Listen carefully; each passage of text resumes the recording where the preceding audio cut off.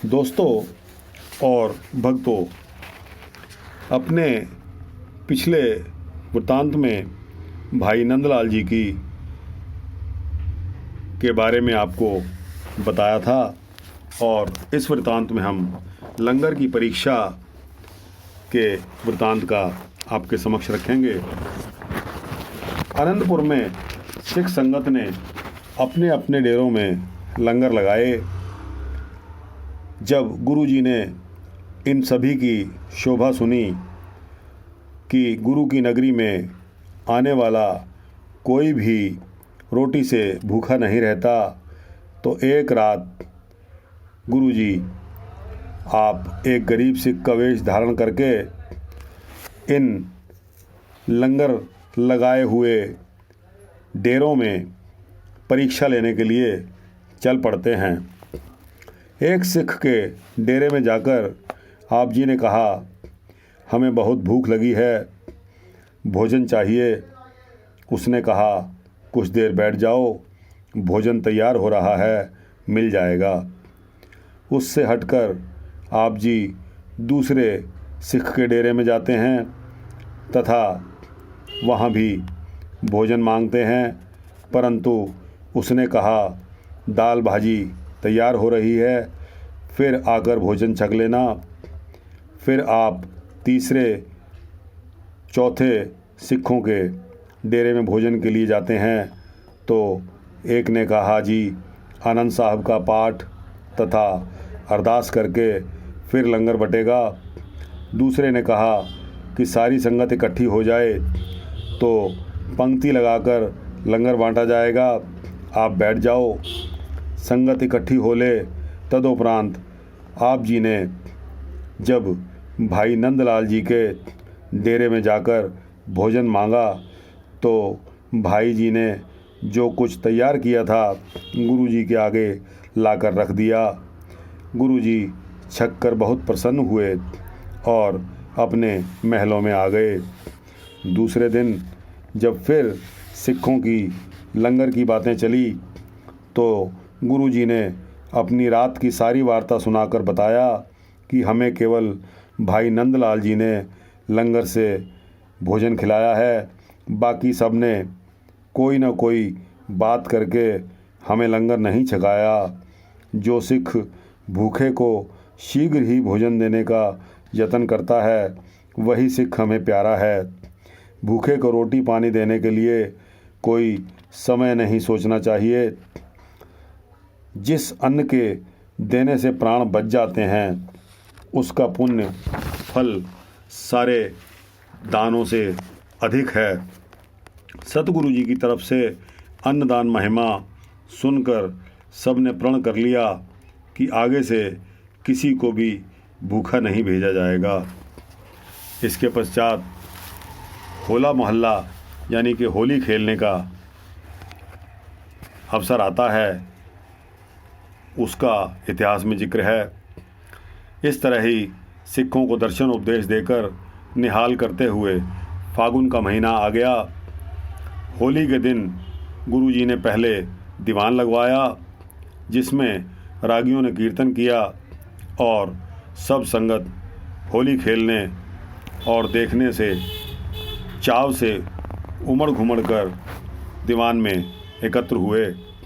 दीवान की समाप्ति के उपरांत गुरुजी ने होले का आरंभ अपने हाथों से करके फिर संगत को हुक्म दिया कि सारे टोलियां बनाकर होला खेलो।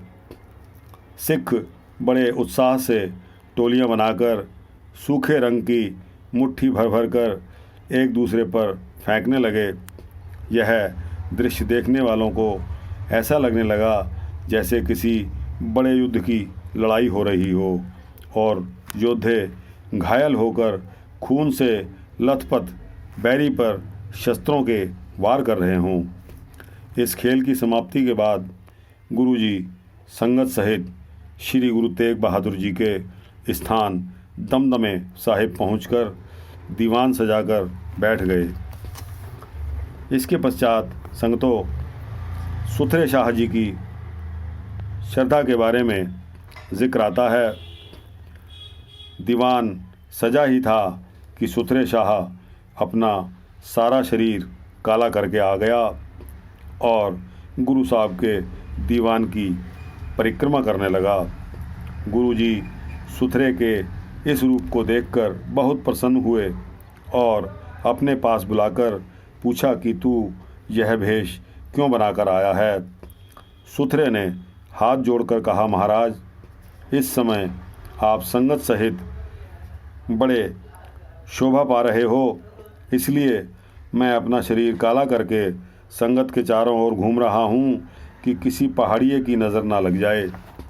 सुथरे शाह की यह दलील सुनकर गुरुजी ने सुथरे शाह पर बड़ी प्रसन्नता व्यक्त की और उसे मुँह मांगा पदार्थ दिया। अब हिंदू तुर्कों ने ईर्ष्या करनी शुरू की। इसका वृतांत आता है, खालसा जी की व्यवहार व्यवस्था तथा चढ़ती कला को देखकर हिंदू तथा तुर्क दोनों ही ईर्ष्या करने लगे कि यह सबसे निराले ही रहते हैं, किसी की बात नहीं सुनते, किसी का प्रवाह नहीं करते। इन्होंने नया ही रूप धारण कर लिया है, सिर पर केश तथा मुंह पर दाढ़ी मूछें रखकर शेर लगते हैं, शस्त्र पहनते हैं, घोड़े की सवारी करते हैं, किसी का दबदबा भी नहीं मानते, रात दिन अपने गुरु का कलाम पढ़ते रहते हैं। जब इस बात का गुरुजी को पता चला तो आप जी ने हंसकर फरमाया, ये खालसा पंथ हिंदू तुर्कों दोनों की आँख में तिनके की तरह अटकता है। अब यह तिनका इनकी आँखों में से निकल नहीं सकता। खालसा सदा सुरजीत रहेगा और अपने वैरियों को भी काबू करता रहेगा। इस प्रकार खालसे के बारे में वृतांत समाप्त होता है और अगला वृतांत आता है, भंडों ने मसंदों की नकल करनी। एक दिन गुरुजी के दीवान के समय भंडों की एक टुकड़ी आई। उन्होंने प्रार्थना की कि महाराज, यदि हुक्म करो तो हम मसंदों की नकल करके आपको दिखाएं। जब गुरुजी ने आज्ञा दी तो एक भंड ने मसंद का भेष धारण कर लिया, गले में बड़ा सा चोला डाल लिया, एक वैश्या को अपने साथ लेकर और घोड़ी पर चढ़कर दो नौकरों सहित कार भेंट लेने एक सिख के घर चला गया। सिख ने अपनी बहू की नथुनी बेचकर मसंद की मर्जी के अनुसार जब मांस शराब भेंट की तो उसने वैश्या के साथ बैठकर खाना खाया। बाद में जब सिख ने 1 रुपया माथा टेका तो मसंद ने रुपया फेंक दिया और सिख को गाली निकालता हुआ वैश्या को साथ लेकर डेरे पर चला गया। इस तरह की नकलें देखकर गुस्से से सतगुरु जी के नेत्र लाल हो गए। सतगुरु जी ने अपने सब मसंदों को हुक्मनामे भेजकर आनंदपुर बुला लिया। हुक्मनामे पढ़कर सारे मसंद गुरु जी के पास आ गए और जिन्होंने शरण ग्रहण की, माफ़ी मांग ली तथा तो गुरु जी ने उनको माफ़ कर दिया। आगे से सिखों की कार भेंट लेने के लिए सब मसंदों को मना कर दिया गया और यह वृत्तांत इस तरह समाप्त होता है। इससे अगला वृत्तांत आता है भाई फेरू मसंद का।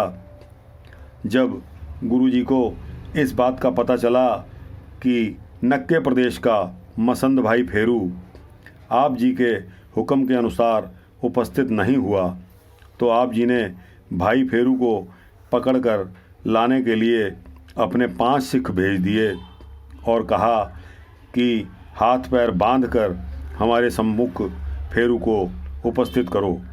सिखों ने जब भाई फेरू के डेरे में पहुंचकर गुरुजी का हुक्म उसे बताया तो भाई जी ने कहा, मैं सौभाग्यशाली हूँ, मुझे गुरुजी ने याद किया है। मैंने भूल की है जो मैं गुरुजी के पास पहले नहीं गया। मेरे हाथ पैर बांधकर गुरुजी के पास ले चलो। भाई फेरू के यह मीठे मीठे वचन सुनकर सिखों ने कहा, तुम हमारे साथ चलो, हम तुम्हें कष्ट देकर नहीं ले जाना चाहते। यह बात सुनकर भाई फेरू जी तैयार होकर सिखों के साथ चल पड़े। आनंदपुर के पास जाकर भाई जी ने गुरुजी के हुक्म के अनुसार अपने हाथ बंधवा लिए और गुरुजी के दरबार में उपस्थित हो गया। सिखों से सारी बात सुनकर गुरुजी ने कहा, यह दूसरे मसंदों की तरह मन का खोटा नहीं है। यह गुरुजी का आश्रय लेकर लंगर चलाता है, इसे छोड़ दो। इसके पश्चात गुरुजी ने भाई जी को कहा कि एक बार श्री गुरु हरिराय जी ने तुम्हें कहा था कि खीसा मेरा है और हाथ तुम्हारा है, वरतो और खर्चो। अब आगे से जेबें भी आपकी और हाथ भी आपका ही होगा। भली भांति देख चलाओ और संगत से मेल रखो। भाई फेरू जी ने हाथ जोड़कर कहा, गुरुजी, जेब और हाथ दोनों आपके हैं। मेरा कोई दोष हो तो मेरे मालिक बनकर मुझे उसकी सज़ा दो। खोटे या खरे, हम सदा क्षमा योग्य आपके ही हैं और आपके ही रहेंगे। भाई दुनीचंद भाई सालों का पौत्र था और भाई नंदचंद दोनों माझे के मसंद थे। सतगुरु जी ने इनको भी आगे से सिखों से कार भेंट लेने के लिए रोक दिया। इसके पश्चात यह दोनों गुरुजी से दूरी पर रहकर बुरी मौत मरे। दुनीचंद गुरुजी का हुक्म मानकर पहाड़ियों के हाथी से लड़ने की जगह रात को चोरी किले की दीवार पार करके टांग तुड़वाकर अपने घर अमृतसर आ गया और रात को सौंप के डस से मर गया। इसके पश्चात दोस्तों भक्तों दुनीचंद और नंदचंद की वार्ता होती है। भाई नंदचंद उदासी साधुओं का हाथ लिखा श्री गुरु ग्रंथ साहिब गुरुजी के हस्ताक्षर करवाने के बहाने चोरी लेकर करतारपुर बाबा धीरमल के पास ले आया। धीरमल ने अपने निकटवर्ती मसंदों को पूछा, इसको अपने पास रखना चाहिए कि नहीं, परंतु उनके मसंदों ने कहा, यह किसी कपट करके आपके पास आया है। यह गुरु गोविंद सिंह आपके शत्रु का बहुत ही प्रशंसक है, आपकी जासूसी करने आया है, इसको मरवा देना ही अच्छा है। यह विचार मानकर धीरमल ने अपने आदमियों से नंदचंद को धोखे से मरवा दिया। सेवकों ने इसके मृतक शरीर का गांव काले संडा जाकर संस्कार किया। इसके बाद जो वृतांत आता है वह गांव बजरूड़ निवासियों का सुधार करने का आता है। एक दिन गुरुजी के दर्शन को आई संगत ने बताया कि दरिया के पार गांव बजरूड़ के लोगों ने उसका सब कुछ लूट लिया है। कई सिखों को उन्होंने जान से भी मार दिया है। संगत में इस घटना को सुनकर गुरुजी को बहुत ही क्रोध आया और दूसरे दिन शिकार के बहाने रणजीत नगारा बजाकर बजरूड़ पर उन्होंने चढ़ाई कर दी। दरिया पार करके सिखों ने बजरूड़ गांव को घेरा डाल लिया। वहां के निवासी गुन्नर और रंगहण अपने हथियार लेकर एक छोटे से किले में मुकाबला करने बैठ गए। सिंह समय देखकर किले के अंदर चले गए और तलवारों से बैरियों की बहुत मार काट की। अपना बुरा हाल देखकर गुन्नरों और रंगड़ों ने गुरुजी से प्रार्थना की कि हमें बख्श दो, आगे से हम आपके सेवकों को कुछ नहीं कहेंगे।